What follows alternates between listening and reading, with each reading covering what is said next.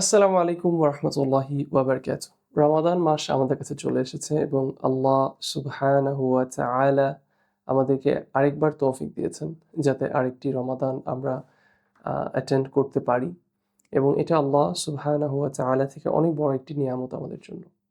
So এই রমাদান মাসের কিছু ভার্চু নিয়ে আমরা আজকে ডিসকাস করব। এই রমাদান মাসের ৫টি বিষয় আছে অথবা ৫টি ক্যারেক্টারিস্টিক্স আছে which is unique than any other month. The first thing, এই মান্থে আমরা রোজা রাখছি এবং একজন রোজাদারের মুখের যে স্মেলটা হয় রোজা রাখার কারণে, this is something that is beloved to Allah subhanahu wa ta'ala. Allah subhanahu wa ta'ala এই স্মেলটা একজন রোজাদারের মুখের যে স্মেলটা হয় তার রোজা রাখার কারণে সেটাকে আল্লাহ subhanahu wa ta'ala ভালোবাসে। The second characteristics of this month হচ্ছে এই মাসের মধ্যে যে বান্দা রোজা রাখছেন তার জন্য ফেরেশতারা আল্লাহর কাছে ক্ষমা চান, তারা আল্লাহর কাছে ইস্তিগফার করেন সেই রোজাদার বান্দার জন্য। So again, this is something that is a special quality, একটা special characteristics of this month of Ramadan. Thirdly, হাদিসের মধ্যে বলা হচ্ছে যে এই মাসে যারা রোজা রাখেন তাদের জন্য আল্লাহ সুবহানাহু ওয়া তাআলা জান্নাতকে সুন্দর করে সাজান। So from the special qualities of this month is এই মাসে যে আমরা রোজা রাখছি সেই জন্য ইনশাআল্লাহ বিইذনিল্লাহ আমাদের জন্য জান্নাতকে সুন্দর করে সাজানো হচ্ছে, প্রস্তুত করা হচ্ছে আমাদের জন্য। এবং ফোর্থলি, এই মান্থে আল্লাহ সুবহানাহু ওয়া তাআলা আমাদের যে সবচেয়ে বড় এনিমি দ্য ডেভিল, শয়তান, তাকে আল্লাহ সুবহানাহু ওয়া তাআলা লকডাউন করে রাখেন। সো আমাদের জন্য আল্লাহর আনুগত্য করা, আল্লাহর ইবাদা করা আরও বেশি ইজিয়ার, বিকজ যেটা সবচেয়ে বড় আমাদের অবস্টাকেল অথবা সবচেয়ে বড় প্রবলেম যে শয়তান, সেই শয়তানকে আল্লাহ সুবহানাহু ওয়া তাআলা এই মান্থে লক করে রাখছেন।